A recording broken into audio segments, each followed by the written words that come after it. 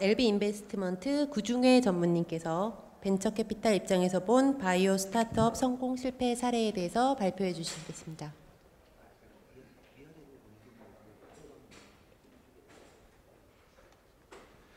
예, 반갑습니다. LB 인베스트의 구중회 전무라고 합니다. 제가 받은 주제는 이제 신약 쪽이었는데, 어떻게 보면 신약이나 의료기기나 포괄적인 측면에서 바이오 스타트업이라고 할 수 있습니다. 마침 또 제가 초기 바이오 창조경제 바이오 펀드를 운영하고 있어서 지금 창업을 희망하시거나 준비하시는 분들을 대상으로 준비를 좀 했습니다. 이 그림을 아시는 분은 인지 모르겠지만은 제넨텍이라고 아마 여러분이 다 아시는 회사의 첫 창업하게 된 배경입니다. 그 옆에 있는 왼쪽에 있는 그림이 벤처 캐피탈 때 MIT에서 화학과 경영학을 전공한 27살짜리 클라이너 퍼킨스의 스와슨이라는 친구와 USFC의 유전공학자인 허버트 모이어 교수가 우연히 전화 한 통으로 연결이 돼서, 아까 성 교수님도 맥주 한잔 하시면서 창업을 하시게 됐다고 했지만 똑같습니다. 이분들이 맥주 한 잔 시작하면서 이 맥주를 4개월 동안 마시면서 4개월 뒤에 각자 500불을 만들어서 1976년도에 창업을 해서 80년도에 나스닥 상장을 했습니다. 그리고 그 다음 해에 타임지에 그 당시 찰스 황태자가 결혼했는데 그게 뒤로 밀리고 커버에 이분이 나왔습니다. 우리 전 세계 최초의 바이오 유전공학 벤처의 1호라고 볼 수 있습니다. 이 그림에서 시사한 것처럼 이 벤처 교수님과 벤처 캐피탈리스트는 굉장히 뗄래야 뗄 수 없는 관계입니다. 왜냐하면 굉장히 많은 돈이 들어가고 굉장히 많은 여러 가지 자원이 필요하기 때문입니다. 간단히 이제 벤처 캐피탈을 설명을 드리면, 벤처 캐피탈은 기본 은행하고 다르게 사업성을 보고 투자를 합니다. 그리고 담보를 잡지를 못합니다. 잡지도 않고요. 그렇기 때문에 어떻게 생각하면 어떻게 투자를 하냐라고 얘기할 수도 있지만, 가장 중요시 생각하는 게 바로 성장성입니다. 이 성장성을 만들어내기 위한 기본 인프라들을 확인을 하고 저희가 메꿀 수 있다고 판단하면 투자를 하고요. 단 이제 문제가 이 기간이 보통 8년입니다. 펀드의 운영 기간이. 그렇기 때문에 8년 안에 빨리 회수를 해야 되다 보니까 얼마나 빠른 시간 내에 효율적으로 투자를 해서 회수하느냐가 관건입니다. 근데 그 전까지만 해도 바이오가 신약 개발한다 그러면 처음 사업 시작부터 신약 개발이 약 18년, 약 20년 가까이 걸려서 대부분의 투자가 다 B나 C나 D라운드, 임상으로 따지면 2상, 3상에서 투자가 몰렸습니다. 근데 작년에 한미가 굉장히 큰 일을 했습니다. 기술 이전이라는 VC 입장에서는 굉장히 좋은 엑식 구조를 보여줬고요. 또 한국의 데이터가 믿을만하다라는 걸 빅파마들한테 검증하는 아주 중요한 이벤트를 만들어냈습니다. 그러면서 벤처 캐피탈이 이제 A라운드 투자에 돈이 본격적으로 작년부터 쏟아지기 시작했습니다. 근데 우리나라의 이제 바이오 벤처의 가장 큰 문제가 뭐냐면, 한국을 미국하고 비교를 하자면 이제 바이오 벤처의 가장 원조인 미국은 벤처 자체가 워낙 일찍 시작했지만 바이오 벤처 기준으로 보더라도 1976년부터 약 40년간 이런 투자가 이루어졌습니다. 그 얘기는 그 많은 인프라와 인력 풀과 많은 플랫폼들을 트라이 앤 에러 형식으로 구축을 했다는 거죠. 근데 한국은 저희가 분석하기에는 약 10년 정도입니다. 왜냐하면 국내 마크로젠이 처음으로 어떻게 보면 바이오 벤처로 상장이 되면서 이 10몇 년 동안 이제 숫자들이 나오기 시작했고, 실험 결과나 이런 것들이 사업화 결과물들이 이제 나오기 시작했습니다. 그러면 뭐를 그러면 한국에서는 갖춰야 되느냐? 바로 플랫폼입니다. 이 플랫폼에 필요한 요소들은 이런 생산과 관련된 요소라면 제조, 개발과 관련된 지적재산권, 특히 바이오는 어떤 무엇보다도 특허가 중요합니다. 기술 이전의 가치 평가를 특허로 하기 때문에 흔히 특허 추론에 중심을 두는 게 아니라 어떤 변호사한테 어떤 특허를, 어떤 방어나 공격 특허를 만들 것이냐 되게 중요한데, 솔직히 간과했습니다. 왜냐하면 다 양적으로만 평가를 했기 때문에. 그래서 저희는 요즘 투자를 할 때 변호사를, 미국 변호사를 쓰도록 회사한테 공고를 합니다. 그래서 저희 작년에 투자했던 GPCR이나 최근에 투자했던 브릿지바이오 같은 경우는 다 미국 변호사를 별도로 쓰도록 하고 있습니다. 돈 그만한 퀄리티에 있는 전문가를 쓰라는 게 저희 윤리고요. 그래서 대신에 투자가 많이 들어갔습니다. 브릿지는 최근에 A라운드에 145억, 그다음에 GPCR은 B라운드에 최근에 105억이 들어갔습니다. 현재 이제 벤처캐피탈 현황을 좀 말씀드리면 전체적으로 이제 11년도부터 15년도까지 숫자를 비교해 보면 전체적으로는 ICT 제조가 현격하게 줄고 있습니다. 다 바이오로 돈이 몰리고 있고요. 그 숫자는 올 초에 올 상반기에 바이오가 저희 투자 1순위로 잡혔습니다. 저희가 한 해에 보통 벤처캐피탈에 투자하는 회사 수가 1000개, 투자 규모로는 2조, 그럼 약 20억씩 투자가 되는데 최근에 저희 투자된 데이터를 보시면 바이오 쪽 분야는 최근에 2016년 6월 기준으로 약 2천억이 투자됐습니다. 그러니까 비율로 따지면 현재 뭐 ICT 제조나 요즘 많이 이제 투자가 되는 ICT 서비스, 뭐 예를 들면 직방 같은 거, 이런 오토 서비스를 ICT 서비스라고 볼 수 있고, 뭐 쿠팡 같은 걸 유통으로 본다면 투자 규모에서 ICT가 1,600억인데 1,945억으로 제일 투자가 많이 되고 있습니다. 무슨 얘기냐? 바이오를 VC들이 이제 본격적으로 신성장 산업으로 인지하기 시작했다는 거죠. 그래서 최근에 벤처캐피탈에 그 대학 MD인 교수님들이, 저희 연구 교수인 분들이 저희 벤처캐피탈 심사위원으로 들어오기 시작했습니다. 그리고 굉장히 그 트랙 레코드나 논문 실적도 좋으신 연구 분야 제약사 연구소에 있었던 분들이 보통 벤처캐피탈에 30대 중반이 들어오는데 최근에 40대 초반에 연구 경력 10년의 박사들이 들어오기 시작했습니다. VC들이 투자하는 분야 중에 이제 선호한 분야가 있습니다. 뭐 바이오가 굉장히 커버리지가 넓긴 하지만 저희가 선호한 분야는 이제 레드바이오, 흔히 바이오 의약품이라고 하는 분야고요.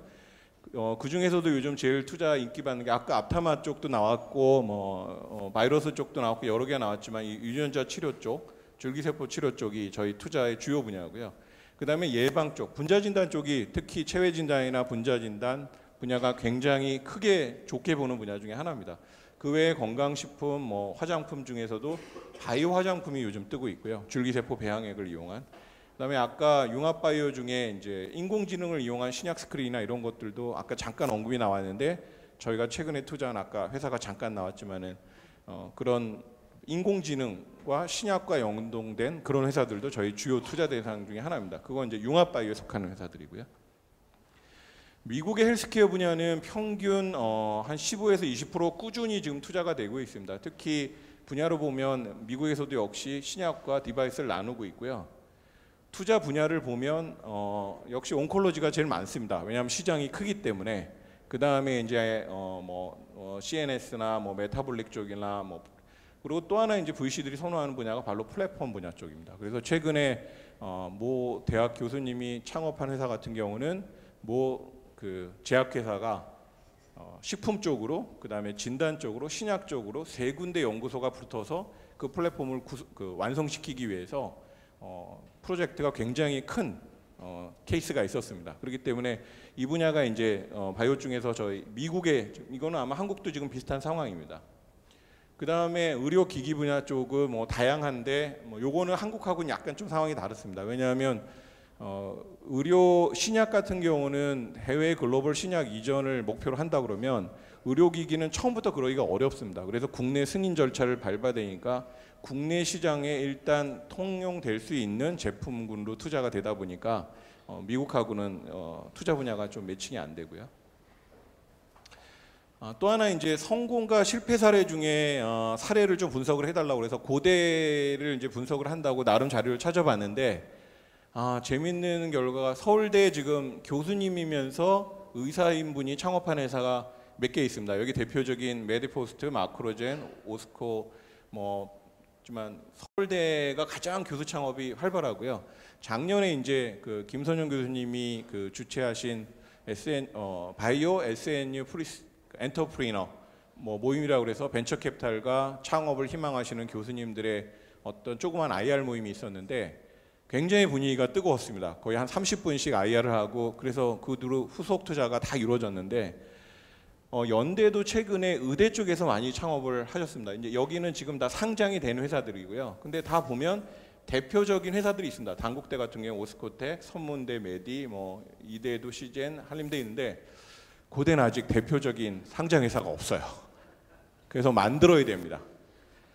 그래서 보면 전체 현재 상장되어 있는 회사 35개 중에 의사 출신의 창업자가 23분이 23%고요. 약 8명이고 연구원인데 그러면 연구원 중에서도 어디가 많냐? 주로 CJ, 태평양, 애경, LG 출신이 많고요. 학교는 지금 세 개 대학이 골고루 있지만 특히 연대, 생물, 특히 생화학과 출신이 다수 있습니다.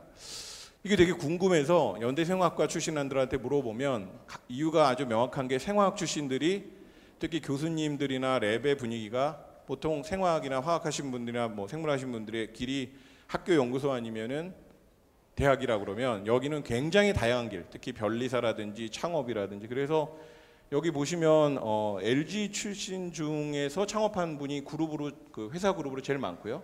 그 다음에 연대 생화학과나 생물학과 출신으로 창업한 분들이 단일과로선 제일 많습니다. 이건 제가 볼 때는 문화라고 봐요. 그 랩에서 지도하시는 교수님이 어떤 문화를 주느냐. 미국의 로버트 랭어 교수 같은 경우는 이때까지 창업을 30개를 하셨거든요. 그럼 본인이 한 거냐? 아닙니다. 본인 포닥에 왔던 학생들의 IP를 계속 글로벌하게 어떻게 보면 커뮤니케이션 하면서 어느 정도 수준까지 오면 야, 너 한 500불 들고 미국 들어와. 그러면 창업을 세팅을 해주시는 거죠. 그 다음부터는 이미 창업으로 여러 네트워크 형성된 플랫폼들을 가동시키면서 변리사도 외상, 뭐 회계사도 외상, A라운드 펀딩 받을 때까지는 외상으로 그 500불로 처리한 다음에 펀딩을 받으면 그때부터는 이제 본격적으로 이제 실질적인 자금 투여가 되면서 돈이 들어갈 곳에 돈이 분배가 되는 거죠. 그런 플랫폼들이 아직 한국에는 없습니다. 그래서 지금 그나마 고대 쪽에서 하신 분이 억세스바이오라고 미국 회사인데 그 말라리아 진단 키트 명역 뭐 굉장히 심플한 거지만 어쨌건 WHO에 납품하시면서 상장된 회사가 있고요.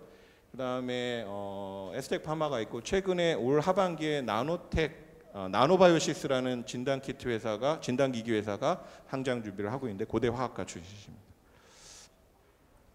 최근에 교수님 창업이 많이 늘고 있습니다. 형태는 단독 창업, 공동 창업 뭐 있는데 가장 문제가 이제 이 팀 구성, 분야별로 어떻게 전문가를 활성화할 것이냐.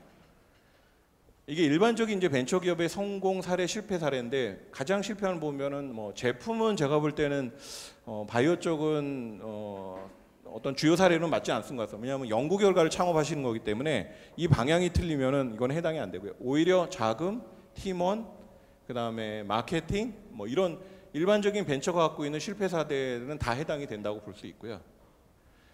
이거를 좀 더 바이오텍에 맞춰서 설명을 드리면 첫 번째 기술에 대한 생각을 좀 바꾸셔야 된다고 봐요. 흔히 창업을 특히 텍을 가지고 창업하시는 분들의 가장 큰 그 오해 중에 하나가 기술이면 다다. 절대 안 그렇습니다. 기술은 좋은 재료 중에 하나일 뿐이에요. 그 재료를 여러 요리사가 세팅하는 종업원도 필요할 거고 그거를 계산하는 캐셔도 필요할 거고 그 다음에 그거를 딜리버리하는 또 그 다음에 요리사 딱 한 팀이 필요하죠. 마찬가지로 이 팀을 얼마나 잘 짜는데 이 팀을 짜는 것들을 기술 사업화라고 한다면 바로 이 사업화 능력이 중요합니다. 그래서 처음에 세팅할 때 리서치 디벨롭 비즈니스 팀을 사내든 사외든 만드셔야 돼요. 예를 들면 제가 작년에 창업 투자했던 회사 같은 경우는 직원 2명이셨어요. 교수님은 CTO로 아웃사이더, 지분만 갖고 계시고 창업자, 제약회사에서 오신 분 한 분, 그다음에 박사과정 간 마친 2사람이었는데 그 2분이 그러면 어떻게 창업을 했냐? 나머지 분들은 스톡옵션이나 엔젤 투자로 들어오면서 밖에 어드바이저 그룹으로 계셨어요. 그래서 이 또 하나 이제 중요한 게 바로 인력 구성입니다. 어떻게 다른 전공, 다른 경력에 있는 분들을 어떻게 팀을 구성할 것이냐. 이거는 꼭 풀타임으로 뽑으실 필요는 없어요. 왜냐하면 이건 매번 일어나는 게 아니기 때문에 사회이사로 충분히 커버가 가능하고 아니면 어드바이저 그룹으로도 가능합니다.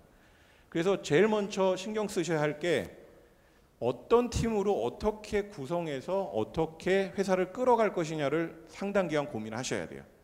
왜냐하면 교수님이 전부 다 하실 수 없기 때문에. 그래서 이 팀 구성이 이제 중요하고요.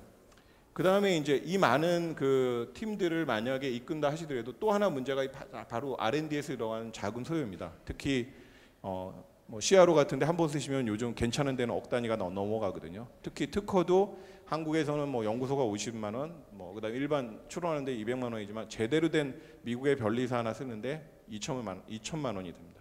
2천만 원을 어떻게 조달할 것이냐? 그건 VC를 통해서 해결하시면 돼요. 근데 VC는 투자를 할 때 바로 이런 것들이 제대로 돼 있냐를 보거든요. 그래서 IP만 들고 오지 마시고 IP를 어떻게 할 것인가 충분한 상담을 하실 필요가 있습니다. 그래서 최근에 이제 펀딩이 또 잘 되는 하나의 또 모델 중에 하나는 버추얼 바이오텍이라고 그래서 직원 2명, 3명이서 기술은 교수님한테 디벨롭 전문한 팀이 있고 그 디벨롭 중에 밖에서 아웃소싱 가능한 것들은 전문가 팀을 모아서 하나의 이게 버추얼 바이오 그 리서치 그룹이죠. 디벨롭까지 다 포함돼. 최근에 저희 투자됐던 브릿지 바이오론 회사가 대표적인 이 그 NRDO라는 모델입니다. 그래서 실제로 미국에서는 바이오 벤처의 60%가 바로 NRDO예요.